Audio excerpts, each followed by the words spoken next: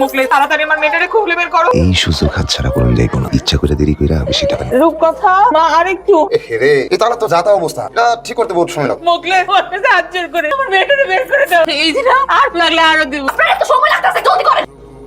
আমার মেয়ে কেমন আছে? আগের থেকে বেশ ভালো। সেসব একটু কম, তাই জ্ঞান ফিরতে দেরি হচ্ছে। এমনি জিম্মারে খারাপ হইছিস।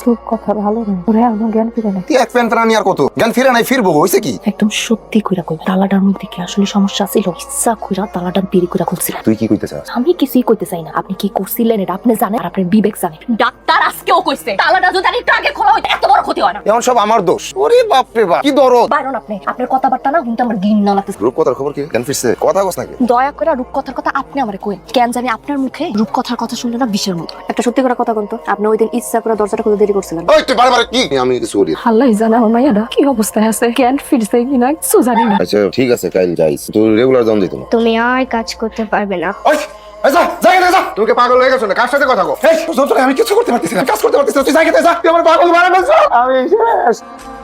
রূপকথা ভালো হইছে। রূপকথা অনেক ভালো আছে। কোস সত্যি? রূপকথা হলে আমি মিথ্যা কথা কমু না তুমি স্বাগত হইকে। যাক যাক, মুক্তিছে ভাই। আমার সাথে আমার কইলে যান ভাই। ও ভাই আপনারা কারা আমার এখানে আনছেন নে? আমার কি অপরাধ ভাই? আমার তো কোনো দোষ নাই।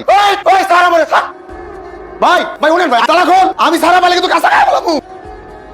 আমার তো কোনো দোষ নাই ভাই, কোনো ভুল হইতাছে ভাই। কত কত মানুষের অজান্তে মানুষের সর্বনাশ করছে। এটা নিষ্পাপ মানসিক মাইয়ারে আপনি দরজা খুলতে দেরি করে মাইয়া দিতেছিল। আমি মাফ করছি, আমি লোভী। আমার ক্ষমা করে দে, তোর আমার ক্ষমা করে দে। আমি মাফ করছি, আমি তো মাফ করে দে। আমার মাফ করে দে, আমি মাফ করছি।